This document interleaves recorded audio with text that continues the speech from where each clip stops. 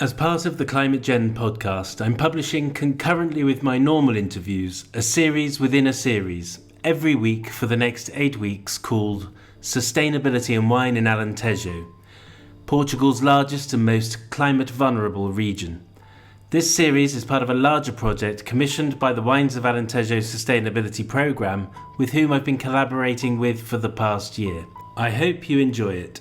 This podcast media series focuses specifically on sustainability in Alentejo, a wine-producing area covering nearly all of southern Portugal. The project includes interviews with a number of winemakers, including Iain Richardson from Mouchão, the team at Herdade de Borba, Luís Petrao from Coelhos, and Joe Roquette from Estoril. I also speak with Helena Ferriera, Director of Production at the Adega de Borba, where 1,000 families are dependent on the sustainability of the cooperative, as well as the American climate scientist and wine producer, Dr. Gregory V. Jones. And of course, I speak at length to João Barroso, who has been a key force in developing the Wines of Alentejo Sustainability Programme, or WASP, and who has been my guide on the road trip across the region in September 2021. The aim of this work is to identify the characteristics of the challenges winemakers and estate owners are facing and their responses to those challenges. Additionally, I'm looking at the role WASP has played in transforming the response to the climate emergency and really paving the road to a more resilient future. Dr. Gregory V. Jones drew attention to Alentejo in his study dating back to 2005, and it's striking how wine producers have internalized what this research means in terms of risk and how they are responding to it. This is where WASP has emerged, learning from other regions, but also taking time to develop a thorough and robust framework for producers to operate, whilst transforming to a range of practices, including organic and regenerative, that together constitute a true pathway to creating a fully sustainable region. This introductory episode begins with producers talking about how they experience and perceive the threats, starting with Dr. Greg Jones recapping on the vulnerability of Alentejo to a heating climate. The region of Alentejo is in the southern part of Portugal. It's just far enough inland that it has less of a coastal influence. So it's a fairly summer dry, winter wet, but again, not quite so wet as it is in the north of Portugal or in Galicia. Yeah, so Alentejo is, in my opinion, and I think all the studies are showing this, it's going to be one of the most affected areas in terms of viticulture in the world. I think we have wines that the natural profile of each grape, of course, with the signature of the winemaker, Luís Duarte, very well balanced with concentration and freshness, because this is the thing that we are always looking for, especially in a region where we are, which is very hot and dry. You didn't have the chance maybe to feel the hotness in the summertime here, but it's terrible.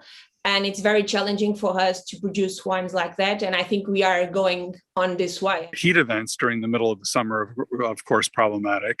Not having enough water, or during drought periods where water becomes even more scarce, being able to hydrate the vines in any way, shape, or form is definitely a challenge. In the Alentejo, I mean, you are known as a sort of a climate vulnerable region. Yeah, I mean, I absolutely agree with your comments. I mean, we're definitely in the vulnerable spots. I think the last 5 years, except for this year, we could see that very well. We have data that shows that without any doubt. Yesterday, I went to the fields and we see that in the fields, the fields are very dry. And now it's a rain season, so it should be more water in the fields. So one of the most important things that we have noticed with this climate change is water scarcity. Yes. I think a lot of it is fear. You know, if you're a farmer and you're seeing your crop, just all the leaves falling off your vines, for example, you always wonder, I mean, you can't let it happen. I mean, you just can't. I mean, you just spent the whole agricultural year and many seasons, let's say, just looking after your vineyards as though they're a son or a daughter. With so much at stake in Alentejo from the accelerating rate of climate heating, it has been amazing to see the transition towards sustainable winemaking, with a heavy emphasis on regenerative farming. Regenerative farming focuses on healthy soils, which when teeming with life ensure a healthy ecosystem. Not all of the estates I saw were fully focused on viticulture. Some are growing olive trees and cork oak trees, among other crops, while letting sheep roam and leaving large areas of land to flourish uninterrupted. One instance that impressed me was on the estate of Casa Clara, around 20 kilometers from the border with Spain, where vines run down a steep slope to the edge of the reservoir. Rain patterns are becoming more erratic with long hot and dry periods, followed by heavy downpours. The day before we arrived, there had been 18 millimeters of rain in a single downpour, placing a carpet-like cover of grasses and other cover crops between the rows of vines mean that the inflow of water is transported via the root systems and drained more easily by the soils. There is no visible erosion and minimal runoff, so that the water is stored as a supply to the vines during the drier periods to come. Maria Clara also showed us their development of new terraces under construction. The terraces are being orientated to face the north in anticipation of the heating climate. There are terraces across Europe that predate the Romans, and yet here we are today seeing a contemporary shaping of the environment to meet the climatic needs of a fast approaching future that will last long beyond our own lifetimes. That multi-generational outlook is one the world of wine has long understood. As a nod to the past, Maria Clara is making a wine in Talia, Portuguese amphora that have been used in Alentejo for millennia. I enjoy the Ermo wine made from Arinto grapes with guests when I return back home. The fresh edge of the Talia contrasts with the rich flavors from the skin contact and lees aging, garnering much approval and pleasure from our table of tasters. The Sonoma-born author and climate scientist, Professor Kimberly Nicholas, has carried out extensive research into wine and climate change. When I asked Kimberly about regenerative farming, she immediately put the benefits into the broader context of responding to the climate emergency. A lot of focus on regenerative agriculture is on rebuilding soil and rebuilding and maintaining soil health, including organic matter and carbon in the soil, which also fights climate change. Soil globally contains about twice as much carbon as the atmosphere. The more carbon we can keep in the soil or help the soil take out of the atmosphere is directly fighting climate change. So I think there's a lot of promise there. I mean, basically, to stop climate change, humanity has to do two things. We have to stop burning fossil fuels, leave them in the ground, so no more coal, oil, and gas. And we have to make a change with our food and land system so that we're actually working with rather than against nature. And that is where regenerative ag comes in. One estate where the integrated regenerative approach was really evident was at Herdade de Borba, just north of Evora, the main historic city of Alentejo. In 2016, we stopped hunting because the state was very famous for hunting. And when we stopped the hunting, birds like eagles and falcons, they start to come back again because they had the rabbits, they had animals that they could catch. And when those big birds came, the small birds that we called estorninhos, which was a big problem for us and why we use the nets, these estorninhos, they start to run away from the state because they were afraid of the eagles and the falcons that we had here. The thriving biodiversity that I witnessed at Coelhos was a testament to how regenerative integrated farming can invigorate the landscape. But they are not alone. João Barroso, manager of the WASP program, gave this first-hand account of what he saw at another estate in a climate-vulnerable part of the Alentejo. Obviously, the scenarios and the projections are not very hopeful. But what I see, and even yesterday this happened, I went to a producer and they're in Vidigueira, which is a fairly hot region in a very fairly dry part of Alentejo. When I had last been there, maybe 4 years ago, it was a desert, really. It was bare land, bare soil, some vineyards there, of course, but, fairly dry and fairly bare. And yesterday was a bloody Garden of Eden, They had planted lots of ecological corridors, they had lots of functional biodiversity, they had cover crops everywhere, they had pastures, everything green.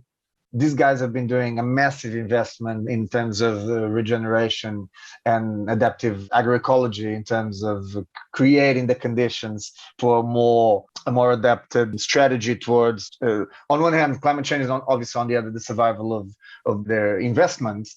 And this example really made me very hopeful because, as I said, it was a desert. It was a literal desert 4 years ago. This transformation is happening across the region. Here is Iain Richardson from Mouchão, who himself completed a master's in climate change in order to better understand the challenges his family's historic estate is facing. When I first arrived here back in 2014, early 2015, the mortality rate was enormous. We had roughly 600 to 800 trees every year, which would die.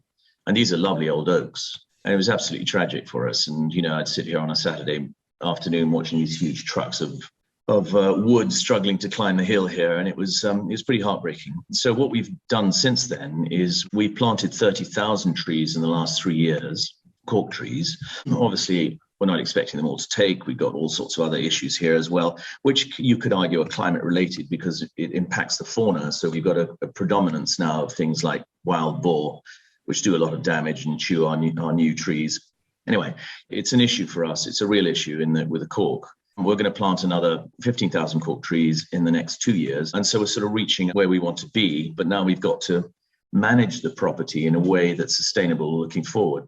Indigenous and better adapted grape varieties are being rediscovered in Alentejo, where producers are investigating what works best from both a climate and taste quality perspective. At Esparao, rows of testing vines are being monitored in order to identify characteristics that are better adapted to less water, more heat, and slower ripening. A variety that travelled from France and was first planted at Mouchão, but is now more Portuguese than French, is Alicante Boucher. This red variety is widely acknowledged to have found its true home in Alentejo. In this next clip, Professor Kimberly Nicholas shares some insight into why indigenous varieties are trendy for a good reason. They actually boost climate resilience. We have a paper a couple of years ago that showed that over 80% of the global wine market is made up of just 12 varieties. So those are the most common that you see on the supermarket shelf or on the wine list at a restaurant: Cabernet Sauvignon, Pinot Noir, Chardonnay. Nothing against those. I enjoy drinking them myself, but there are literally thousands of other varieties out there. People have been cultivating wine grapes for thousands of years and developing and taking advantage of the natural diversity and exacerbating it and developing it towards varieties that are suited for all kinds of conditions.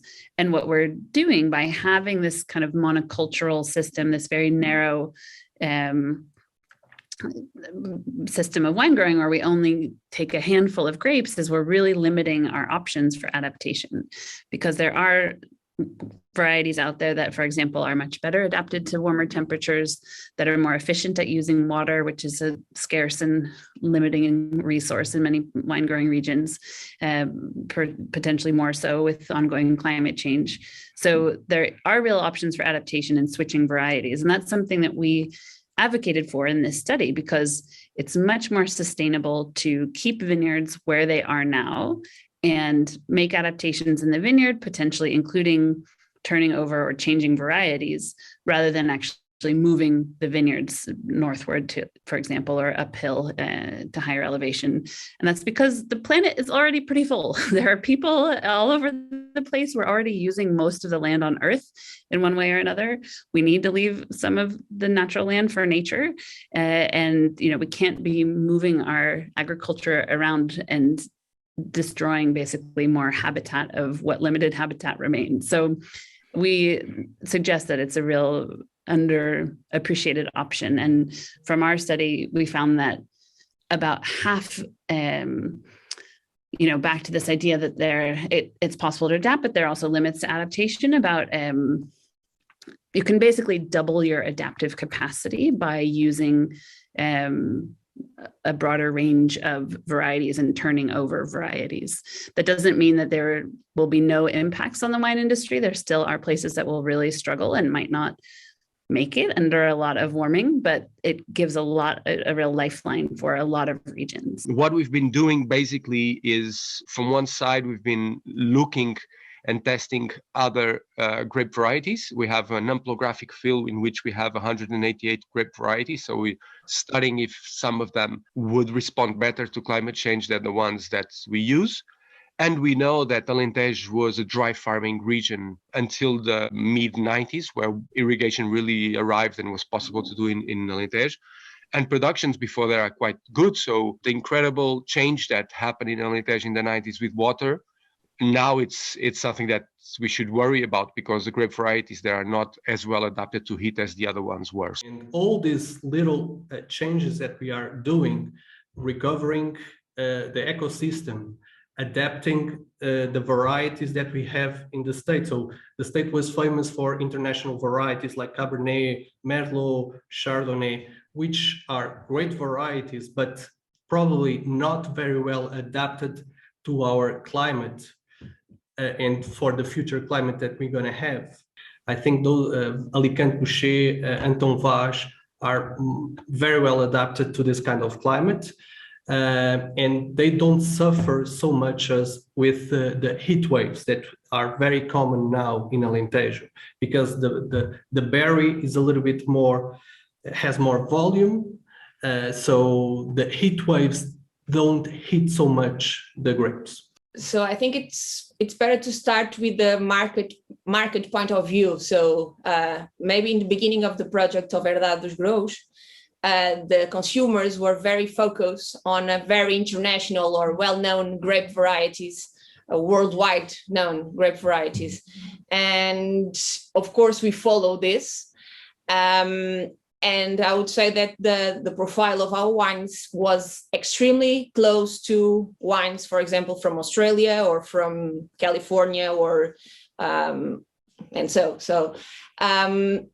But then we start to realize that the grapes themselves in our field, they don't have the same behavior and the same profile that they have, that the traditional ones have here. So we start to figure out that maybe it's better to keep on high the traditional ones or the indigenous ones and see what they can give us.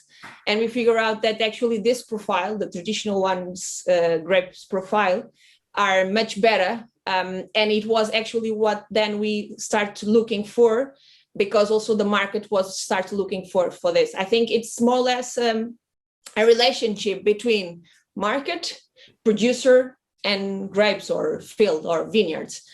The journey towards sustainability is daunting, and the wine producers I spoke to were all at various stages along the route. What is fascinating to me is the role that the Wines of Alentejo's sustainability programme has played in opening up the region to become a hive of knowledge exchange. A lot of credit goes to João Barroso for his leadership and ability to inspire people to share their discoveries and expand the pool of knowledge.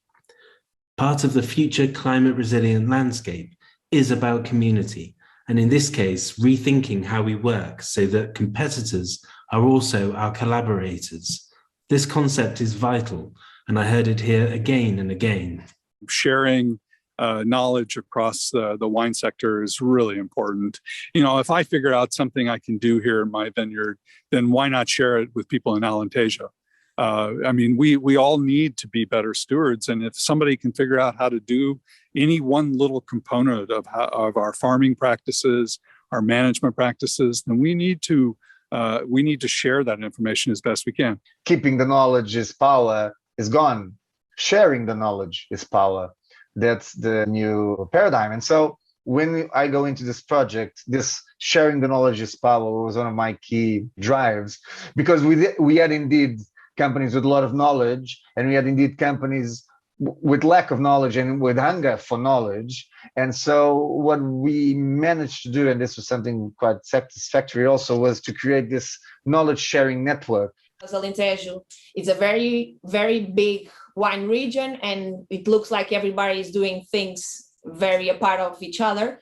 But with this program, I think we start to get more close to each other. I'm talking about different producers. And I think the most interesting aspects of the program was we could be in touch and see what the others were doing. And we could more or less copy and paste here to our project and see what this could be for us. For me, this is the most interesting thing about the program. Wines of Alentejo and the sustainable program, they were a key player for us. They helped us so much because they gave us indicators, KPIs for us in terms of sustainability. How much water are we using, about the way that we manage energy. Are we doing the best practice or not? In terms of viticulture, usually they do workshops where all the growers, they can share their experience in terms of sustainability, what they are doing, what are the challenges that they are facing. So I think Vineyard Alentejo, the sustainable program, is very important because it's an excellent platform to share ideas and to help us to advance in terms of sustainability. One of the most important things about the program and about the organization of the program were to put us talk to each other, the different producers. I think they've done an absolutely wonderful job. They're leaders in Portugal when it comes to, in terms of wine regions, they're leaders in terms of sustainability. And they're keeping us all, thinking all the time about what we're doing. The WASP programme is a clear sign of leadership in sustainability that is growing in momentum and enhancing the reputation of Alentejo as a contemporary wine-producing area. Regional and national programs are emerging around the world, and maintaining the clarity of the messages we project is critical. The whole story fits into a larger jigsaw that makes up the global environment in which we are all stakeholders. Somehow we are all on the same journey to learn how to live within planetary boundaries without diminishing our horizons of ambition and aspiration. Every one of these stories of traditions of building resilience and preparing for the future also become our own story. I think we are the only region in Portugal that has an authority around sustainability. And I think that's for two reasons. I think that's because there is the program, the sustainability program, which is something that was formalized and there was a lot of work being done and was recognized. And I think that the fact that Mouchão, it's now one of the 5 top organic wine producers in the world, I mean, also has something to say about the region's sustainability. So when we started in Mouchão with sustainability, and even when the sustainability plan in Alentejo started, it was not a given that sustainability would have the importance that we're showing it has today. So everybody's jumping on board. And I think we have to take advantage of that and saying, put the flag and say we were pioneers and we did this first and we're going to help, and lead this movement in Portugal. I think the best thing we can do is develop regional schemes that really work for those regions, but tie them into a broader understanding and framework at the global level. Alentejo needs to also obviously affirm itself as a region that it is. We're the biggest region in the country. We are so far the sustainable region of the country. And so obviously if the country is lagging in terms of initiative, that's not our problem. We will carry on doing what we do best and obviously uphold and raise high the flag of Alentejo. If then the country will come and join us, they're more than welcome. But again, California is not the US, Champagne is not France. And so obviously there needs to be an alignment, a crossing, but at the same time, a parallel road that should be taken by both national and regional initiatives in this regard. I think all the growers in Alentejo are very aware about the future and about what we're going to have in terms of climate change. So I think the numbers that we have today in terms of associated on the sustainability program, I think it shows very well that everyone is very concerned about it. So sustainability is the only way to keep doing wines in Alentejo. So this is the only way for us to survive and to keep going with the business. It's the only way. If we don't adapt, if we don't take measures, we are out of business. So I think it's really important that people do understand it's not too late. There is still time for us to make a big difference to make this transition happen. And we're the only ones who can do it because no one has done it until now. And we're really the last chance that the climate and the planet and a lot of human civilization and some of the most beautiful wines have.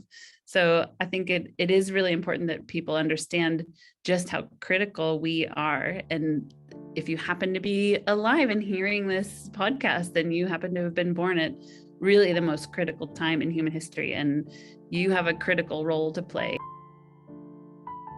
Thanks for listening to this introductory episode of Sustainability in Alentejo, produced by me, Nick Breeze.